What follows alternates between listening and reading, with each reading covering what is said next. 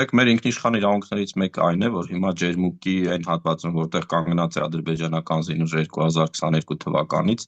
կամ Պարավարքար գյուղի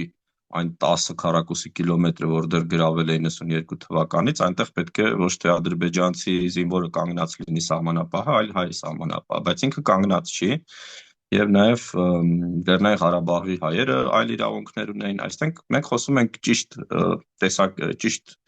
ինչ որ պահանջների մասին, եթե մենք չունենայինք այս կոնֆլիկտը եւ չլինեն այլ ավելի վատ այլընտրանքներ, հա, որովհետեւ այս լուծումը ինքը շատ ցինիկ է, ես կասեի, բայց ինքը շատ պրակտիկ է նաեւ եւ նաեւ կարեւոր է, որ ինչպես դուք նշեցիք, որ որոշումը կայացնում է հայ սահմանապահը, որ թրիպի վրա գործելու է հայ ոստիկանը, ինչը նաեւ նախկինում վիճարկվում էր, որ այդպես չի լինելու, որովհետեւ եթե դուք նայեք ռուսական տարբերակը 2022 թվականի օրինակ, այնտեղ հայ ոստիկան, հայ սահմանապահ չէր կանգնելու, այնտեղ կանգնելու էր ռուս սահմանապահը եւ ռուս ուժային կառույցները, որոնք մինչեւ հիմա կանգնած են։ Նայեք, մենք 35 տարի դրանից բողոքում ենք, թե չէ։ Հիմա մի քանի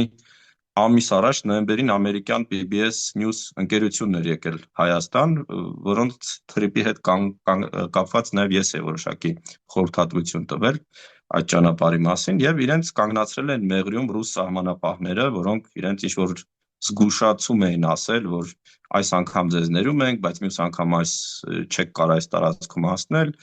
ինչ որ ասենց արգելել էին նկարահանումներ իրականացնել եւ այլն եւ այլն։ Ու 35 տարի այդպես է։ Դուք գնացեք Թուրքիայում, ասենք Ախուրյան գետի թուրքական կողմից նայեք թուրք գյուղացիները ինչպես ազատ մոտենում են գետին, իրենց կովերին, հա, եւ այլ անասունները խմում են գետի ջրից, այդ հողերը մշակվում են եւ նայեք հայկական կողմից, որտեղ դու պետք է Հայաստանի Հանրապետության տարածք մուտք գործես ռուս սահմանապահի թույլատրությամբ։ Հիմա դա մեր իրավունքն է, թե մեր իրավունքը չէ։ Ինչպես է ստացվել, որ մենք չենք կարող մեր տարածքում նաև մեր անվտանգային ֆունկցիաները կատարել։